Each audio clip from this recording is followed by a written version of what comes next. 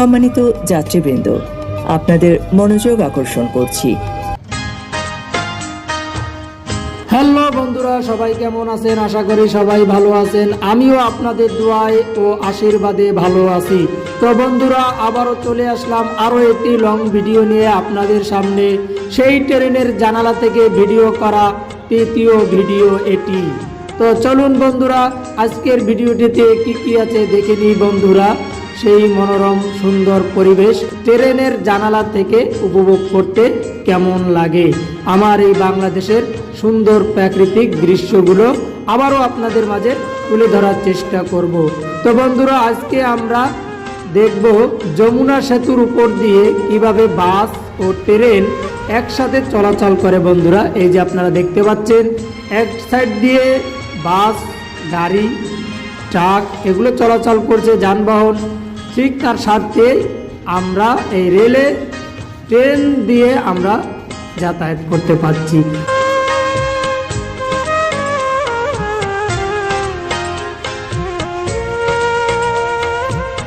তা বন্ধুরা, যেমনটি আমি এর আগে একটা ভিডিওতে আপনাদেরকে বলেছিলাম যে আমি হয়তো শেষ ব্যক্তি যমুনা বহুমুখী সেতুর উপরে যে রেল লাইনটি আছে সেখান থেকে যে ট্রেন চলাচল করত, সেই ট্রেন থেকেই আমি ভিডিও ফুটেজটি করেছি।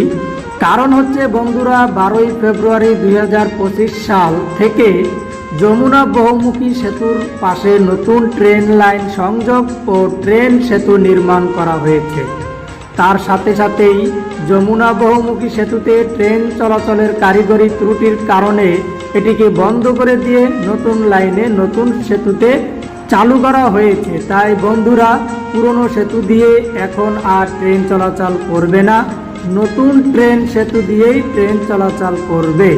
আপনাদেরকে বলেছি আমি হয়তো শেষ ব্যক্তি যে 11 তারিখে যমুনা বহুমুখী সেতুর উপর দিয়ে আমি ট্রেনে যাতায়াত করে ঢাকা ফিরেছি, আর তখনই আমি এই ভিডিও ফুটেজটি করেছি আপনাদের দেখানোর জন্য।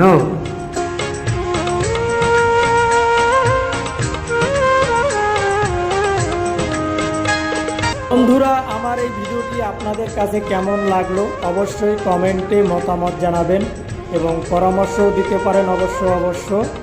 তা বন্ধুরা, কথা বলতে বলতে আর ভিডিও দেখতে দেখতে আমার ভিডিওটির একদম শেষ প্রান্তে চলে আসলাম। তো যাওয়ার আগে আরও একটি কথা বলতে চাই আপনাদের, সবাই ভালো থাকবেন, সুস্থ থাকবেন, নিজের পরিবারের খেয়াল রাখুন।